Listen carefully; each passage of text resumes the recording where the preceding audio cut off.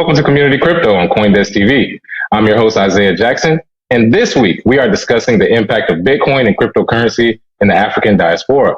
I'm joined today by Dee Duncan, CEO of BTCKing LLC and USA Master Distributor for Pundi X Labs. Welcome to the show, Dee. Thank you, brother. It's great to be here. It's an honor.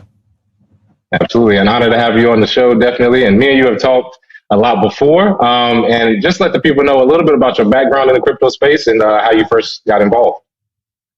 Sure. Yeah. I come from the financial services space many years ago, or 20 years ago. And I was in Mali, West Africa, in Bamako on a music trip to learn more about West African music. This was in 2015. Nice. And while I was there, a good friend of mine from Boston visited as well, and I hadn't seen him for a year. So I simply asked him, what's new in your life? And in 2015, that's when I learned about Bitcoin. Oh, yeah. Love it. Shout out to Boston.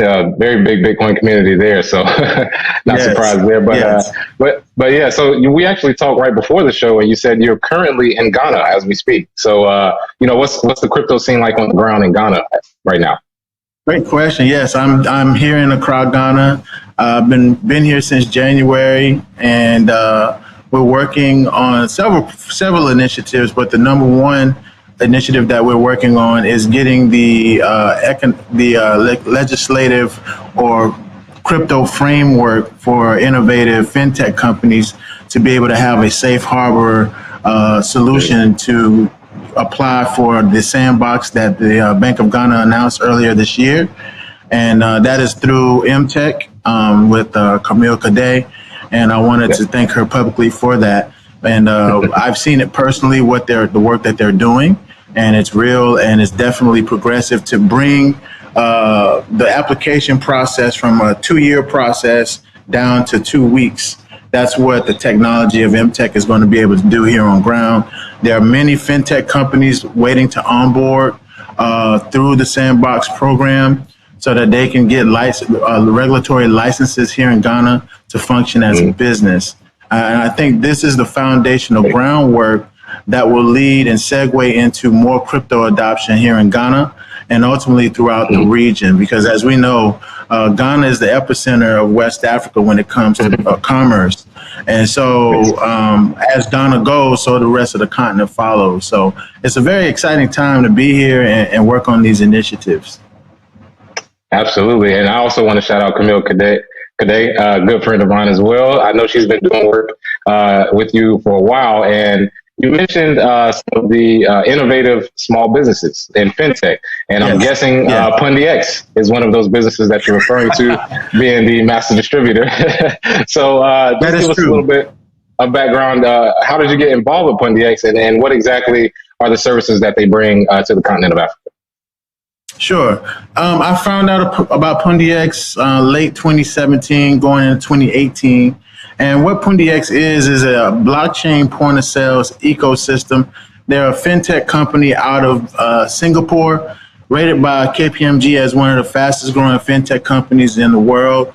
And they have a working product that is existing currently in 30 countries around the world.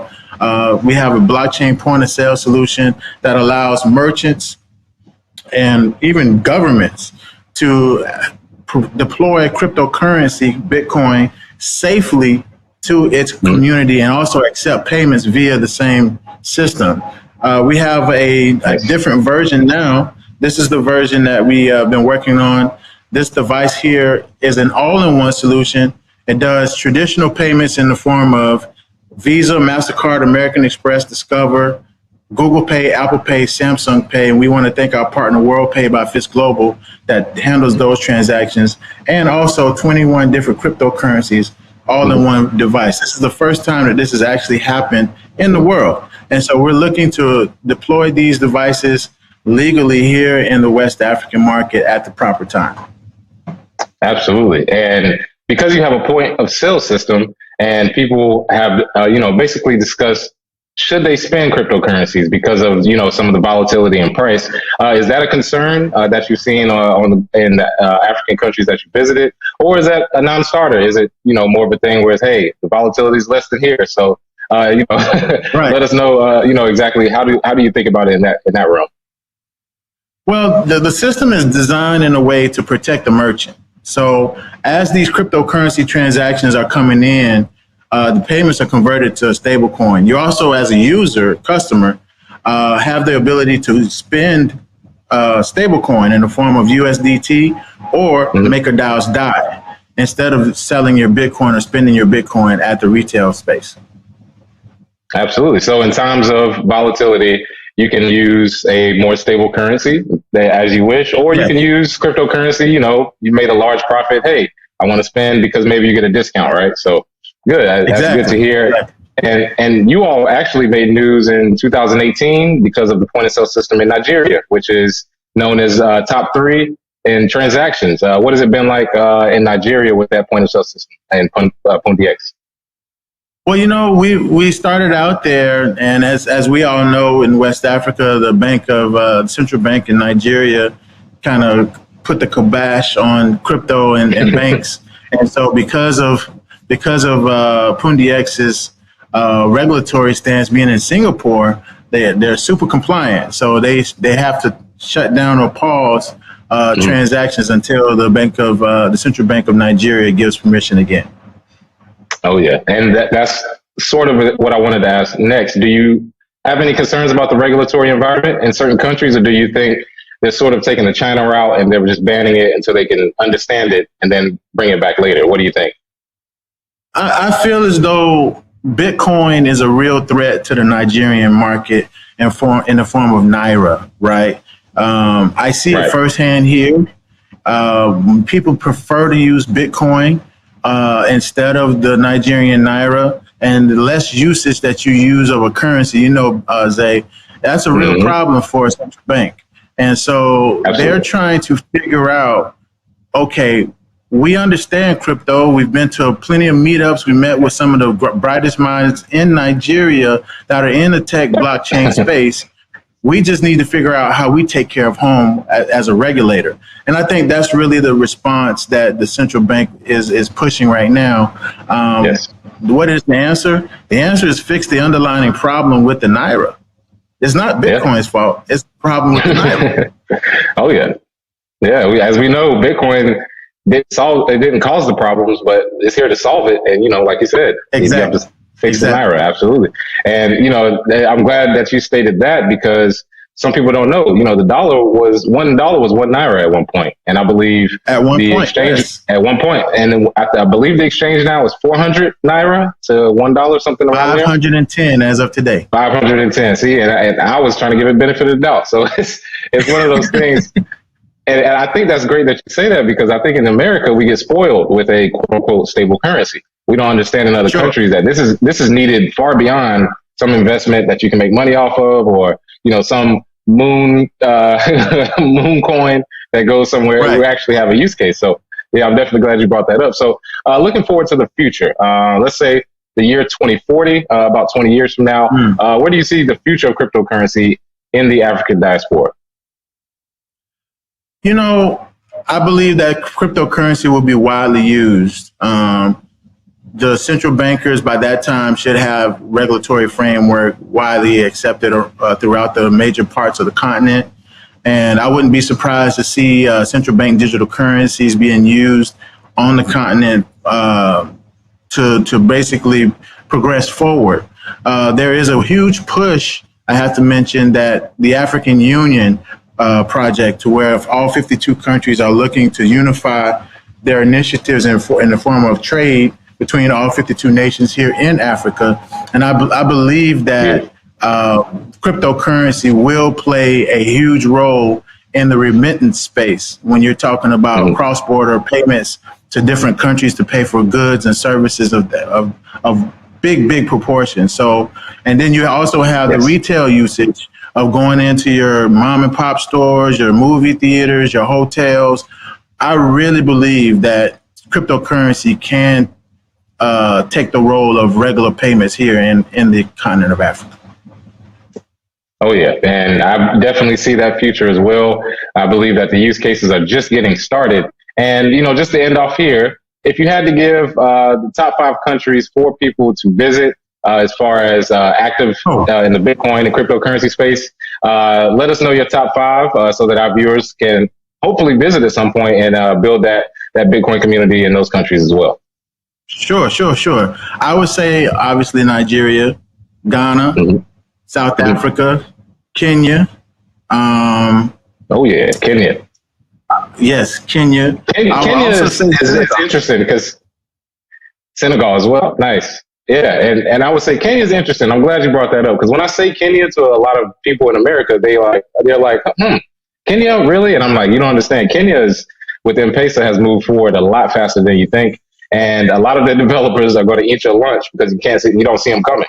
So yes, right. Kenya, Senegal, yeah, absolutely. What I would say to that, in reference to Kenya, Nairobi is a huge tech hub, just like Silicon Valley was. You have IBM there. They have their own development team for IBM in Nairobi, Kenya.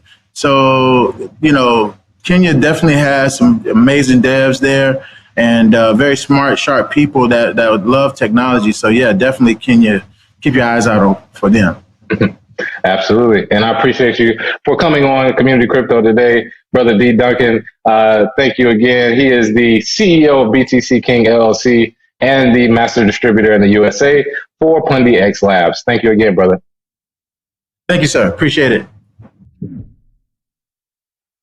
Coming up next, we're going to stay in Africa and talk with the CEO of BillMari based in Zimbabwe. Stay tuned.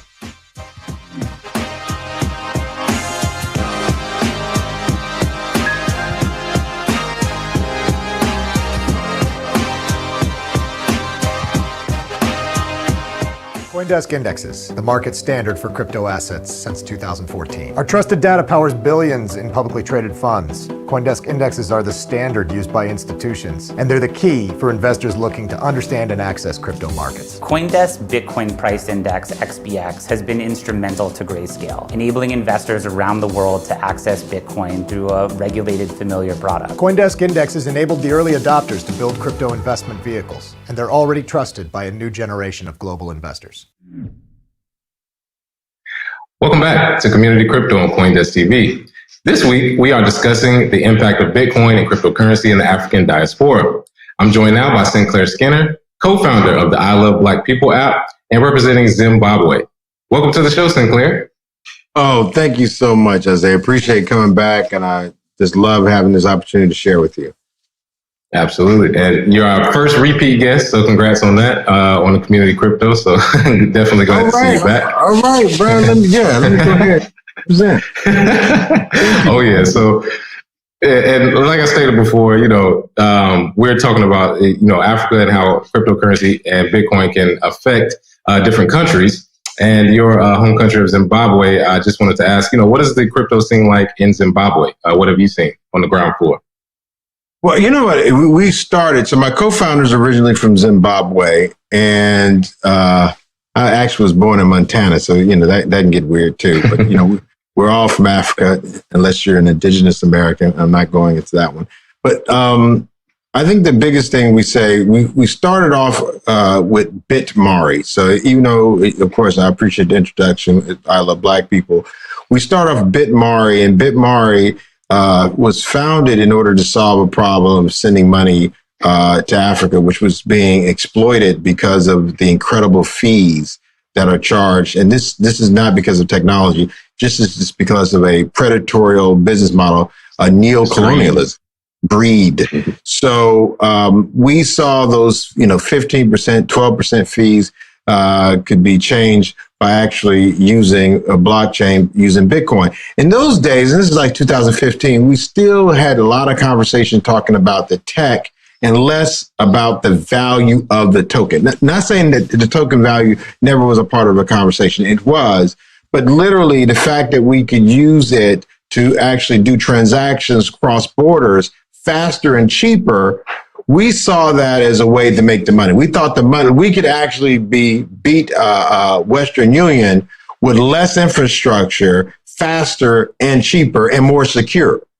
And that was our premise. Right. And we became the first Bitcoin startup in the world, black, white, or green, to ever get a remittance license to explicitly remit cash using Bitcoin. So that was 2017. So we humbly, and that was under Robert Mugabe. So literally, may he rest in peace.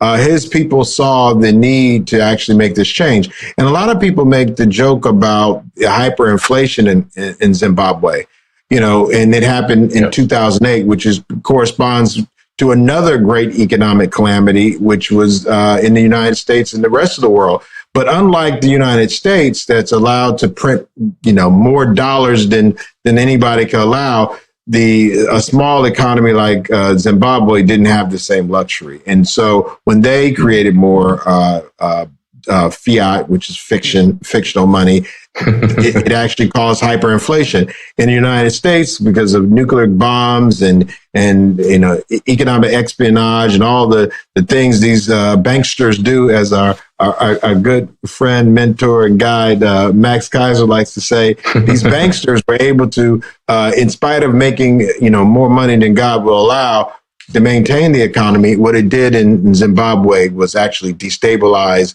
a very fragile environment, especially because of something that we don't talk about a lot, is the economic sanctions there. And because of the sanctions, it prevents the people from being able to trade. And a lot of people don't understand white supremacy ideology. They think it's something about history. They think it's just about people being mean to people. But when it comes to fiction, if you think someone's superior, if you think their ice is colder, you're going to think their currency is better. And since we both know currencies are fiction, fiat's a fiction, if I think your fiction is better, you think about it, it's bizarre, then I'm going to actually hold your fiction at a premium. If I think I'm bad, I think I'm backwards, I'm going to hold my fiction, lower. So you'll literally be in many countries in Africa where they don't even accept the local currency of their bordering country. I was moving from Uganda to Rwanda, so the Uganda's got the Ugandan shilling is from the UK, and exchanging it for Rwanda francs, which is from France. I don't know how they got there, but they're in, and they wouldn't accept at the airport. I'm in an international environment. They wouldn't accept a bordering country's fiat fiction. They wanted a European fiction. If I had the USD was fine, the Euro fiction was fine, and the pound fiction was fine. But a black fiction, whoa, we draw the line there. Slow down, buddy. Take that. Slow down, buddy. Right. You can't do that. Even though we literally have more resources on the continent of Africa to support whatever fiction we have than many of the folks in these other places. So Absolutely. For us, I hear that. And like you just said, you have more resources on the continent of Africa. And one thing that I think people skip over when we talk about Bitcoin is the colonialism part you brought up. Like, this is a deep-rooted problem that's gone on in the continent. You have the most resources, and somehow it doesn't translate into wealth because it's being stolen. And I think Bitcoin and cryptocurrency can solve that issue simply because you don't have to use their currency. And I wanted to ask you more on that. How do you think that process will work? Because I know the African Union is, trying to form a coalition. What are some of the things they're doing to combat that colonialism? I think as long as people like yourself are in it, I think we know this is a decentralized technology, but just like with any technology, as we're seeing with AI, they can actually, put racism in the ingredients. We have to make sure that this technology is not used to better control and harm us. That's why it's important for us to be in the ground floor as makers, not just users, but those who are actually applying these applications and developing the best use cases and best practices. So This technology can be used to harm us if we're not mindful. And again, we've seen many scam waves that happen in our own communities, in the African-American communities in the United States, as well as happening here. I think what's important, though, is that, people talk about, the Industrial Revolution and these different tech waves, and they don't bring up, it wasn't the Industrial Revolution that changed the world. It was colonialism, enslavement, and selling people. And if we don't realize that that's not for some type of nostalgia or a pity party, if we're not clear that we didn't get here from the steam engine, like literally the wealth that was generated was literally done through brutality and actually disrupting civilization and now transplanting it by kidnapping as well as genocide. If we don't get that that's how we got here, not some fanciful third wave of technology, then we'll see that this wave of technology, instead of it being used to empower us, it would be used to entrench us in the system. Just like the stuff with Elon Musk. We've been through the Roger Vers. We know that one European doesn't make a show, even if he calls himself Jesus. We're clear that it takes all of us. And if we see that there's a certain movement to get out of it because of some Elon Musk, that's more reason for us to get more of it. So our understanding of colonialism, our understanding of white supremacist ideology has to be used, not be to say I'm a victim or I told you so. We should use that to allow us to outmaneuver it. White supremacy, colonialism is not sustainable. They're not going to be able to kill all of us. They tried. We're still here. So they're not going to be able to steal from all of us. They tried. We still got some. So the question now is, how do we take Bitcoin, connect to each other, be able to transact this value? A brother named Julius Nyerere from Tanzania said that as long as we make our problems something that's controlled by our oppressor, we'll never find a solution. So instead of saying, I need money to buy food, I just need to say, hey, I need some food. And if that's the case, we can actually grow our own food. And we can use the blockchain through the Lightning, as you've talked about so much, which I think is super brilliant. We can be our own nose, open up our own channels and do transact. But literally, we're already the plug because we're the ones who grow the food. And we live in a part of the world that is the most advantageous for growth of food. Now, you still can't get orange juice, chocolate, coffee, or iced tea in England. They don't grow none of that there. You can't even get good seasoning. They went around the world looking for food brand. So we're winning, and we just got to unleash the power of our win. Mm-hmm. Oh yeah, and I'm glad you brought that up, because I think people, they don't understand in history, we didn't get to this point by accident. There were stages that happened, and if we don't pay attention to that, in the future, the same thing will happen. I'm so glad you brought that up. And one of the things you mentioned was the European colonialism. That colonialism does exist, yes, absolutely. But what about some of the African regulators who are trying to keep Bitcoin and cryptocurrency out? Do you think they're just doing their bidding? Yeah, listen, there's no sovereignty, unfortunately, yet. Sovereignty is the first thing that colonialism is trying to get from us. Your ability to say, this is my family. If you can't name your kids, and I can tell you what your wife to do, that's not your house, bruh.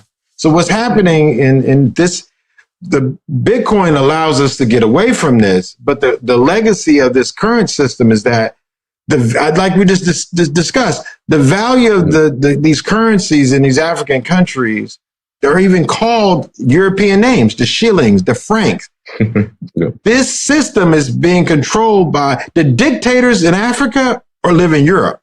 There's you're not ever going to see a dictator. They'll slaughter some other black folks. You ain't going to, if you're really a dictator, you'll be able to slaughter anybody. You ain't never seen a whole group of Europeans. It doesn't get down like that. You can't even talk bad about Europeans in Africa. They'll come get you.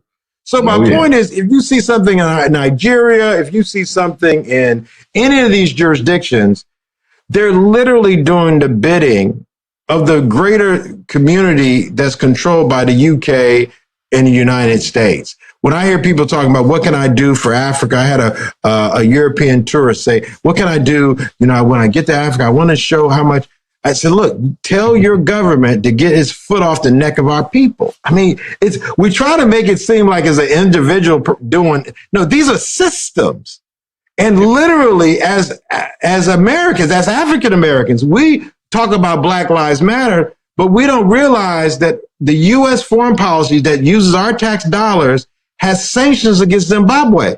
And they didn't place the sanctions on Zimbabwe until Zimbabwe was the first African nation to get their land back from the colonizer. Now that just seems fair. But George Bush in 2000, when the brothers and sisters said, you know what? The only reason we fought this war was to get our land back. we're going to take it back. They did the original Occupy movement. All them black folks started occupying them farms and said, y'all ain't really farm. I tell people, calling white farmers in Europe white farmers is like calling slave masters farmers in America. Them people were slave masters there and they were slave masters in Africa. Just stop these little innocuous words like farmer. No, that dude, the people growing the food was black. The people doing the work farming. You want to see white farmers? Go to Finland. And that's some real go hard farmers there, and they're white. But you see some white farmers in South Africa, Zimbabwe, the people doing busting up the Shifero look like us. So my point is that these systems of controlling our people on the continent, and we, as those who have the power of our tax dollars and our vote and the application of this technology, need to use our technology to change their life. It's just like Afghanistan. We probably, as American citizens, unfortunately, have more say-so in what happens in Afghanistan than a local Afghan. Well, the same thing happens in Africa. This system, when we talk about KYC, anti-money laundering laws, I have family members that was on crack cocaine. There's no way my crack cocaine is grown in Colombia and the Andes. There's no reason that got to my neighborhood, but for the state. So again, and how many of these brothers and sisters who are selling, they got a bank account, credit card, literally they have to have state actors. So when you hear people talk about in Africa, the difficulties, these difficulties aren't being done because black folks just don't know how to run their own countries. There's somebody outside of that country saying, if you don't do this, you're going to end up like Patrice Lumumba or Shamora Michelle or Thomas Sankara. Or Marcus Garvey or Malcolm X or Martin Luther King. We've had countless amazing, dynamic black leaders, but they want to discredit them and call them corrupt. But the biggest thieves and stealers in history of people have been colonizers, not us. So even talking about the small government of Uganda, got to get this act together. No, the Uganda falls under a global context. There's only a few people there. Zimbabwe only got 14 million people. Somebody outside of Zimbabwe is causing them to be squeezed until they scream.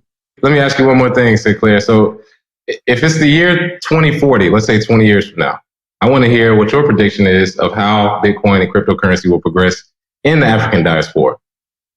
20 years from now, where do you think it will be?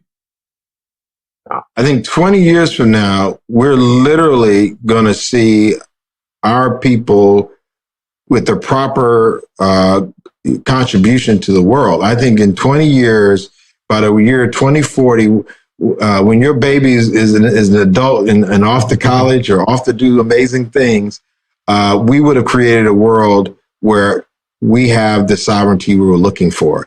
It only takes a short period of time. We bombed Japan 25 years after 1945. By 1970, it was rebuilt.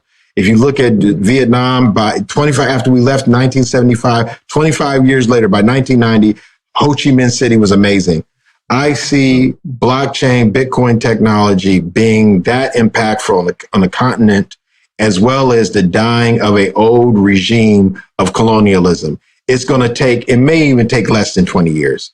So I think we're poised in Africa to make the most use of Bitcoin because we have natural, human, as well as other resources.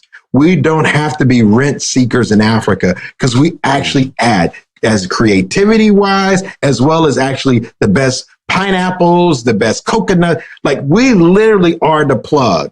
If we just needed an infrastructure that wasn't controlled by our former colonizer to do these transactions, what you're about to see in the next 20 years is just going to be simply amazing.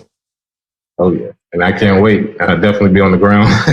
No, you are part of it, bro. You are making it. Man, it'd be moments like this when you ask that kind of question, well, they're going to replay this. You know what I'm saying? And yes, we was talking about it.